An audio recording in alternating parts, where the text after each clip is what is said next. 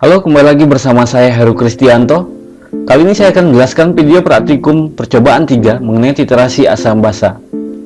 Video ini juga sebagai syarat sebelum melakukan prosedur kerja dalam buku penuntut praktikum interaktif kimia larutan yang saya kembangkan.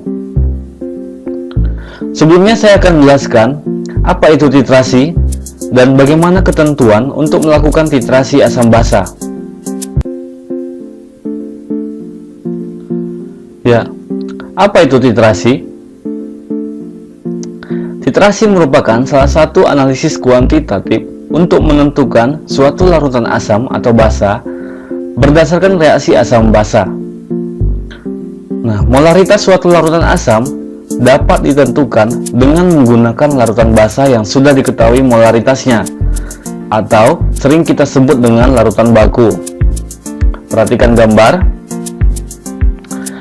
Nah, di sebelah kanan ini adalah larutan basa yang merupakan larutan baku, yaitu larutan basa yang telah diketahui konsentrasinya.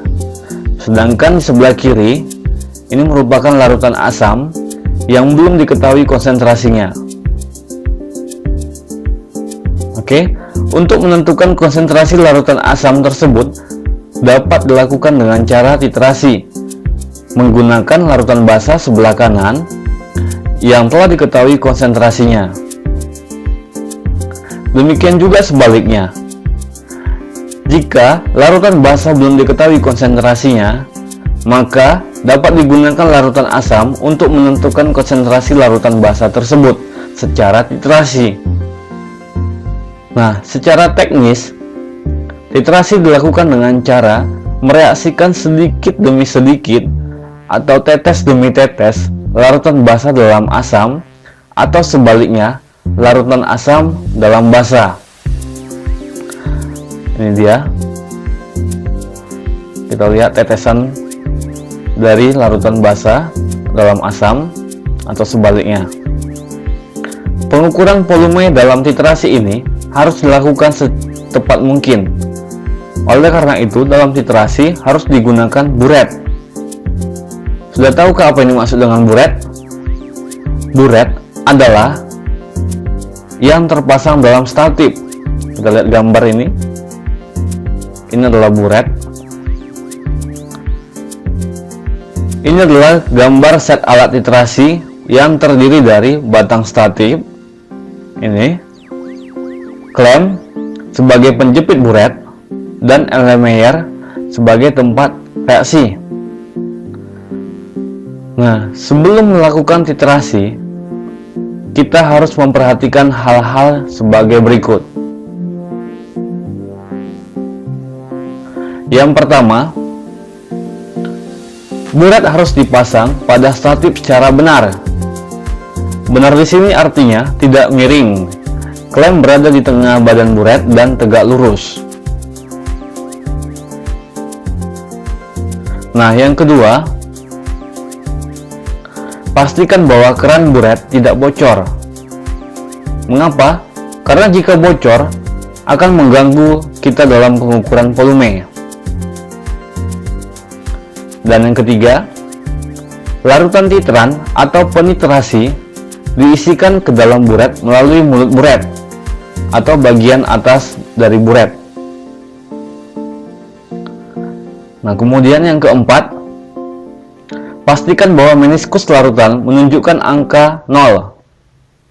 Nah, perlu diperhatikan untuk melihat meniskus, mata harus sejajar dengan garis angka yang tertera pada buret.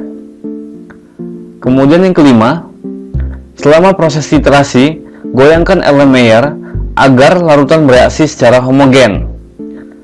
Pada saat melakukan titrasi, selalu menggunakan indikator untuk mengetahui titik akhir titrasi.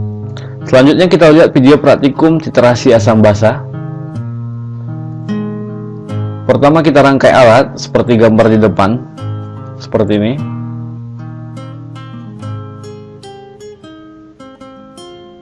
Kemudian kita tambahkan 25 ml HCl yang konsentrasinya belum diketahui ke dalam Erlenmeyer.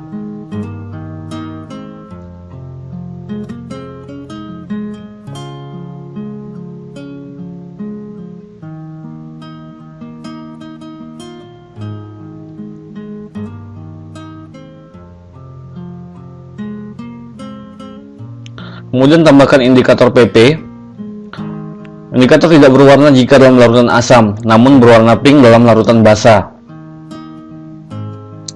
Setelah itu tambahkan NaOH dalam buret. Konsentrasi NaOH 0,1 molar. NaOH ditambahkan hingga mencapai angka 0 pada buret. Bagian bawah meniskus menunjukkan nilai pada buret. Kemudian buka keran pada buret agar NaOH menetes ke dalam Erlenmeyer sambil diaduk terus.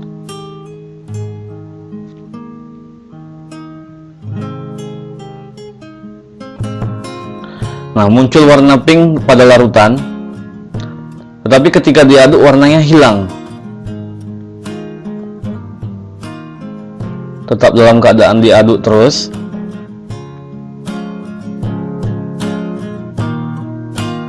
Kemudian tambahkan NaOH tetes demi tetes.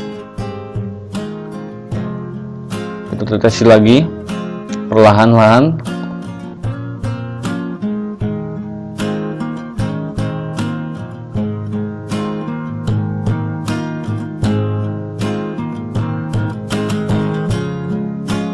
Kita perhatikan.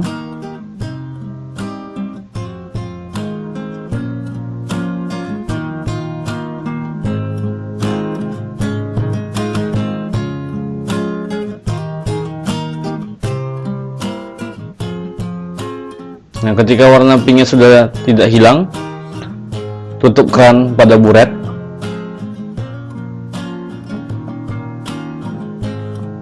Setelah itu baru kita tentukan berapa banyak NaOH yang digunakan untuk menetralisir asam.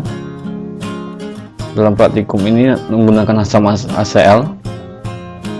Total 25,4 ml NaOH digunakan untuk menetralisir HCl. Baik, terima kasih. Sampai jumpa di pertemuan berikutnya.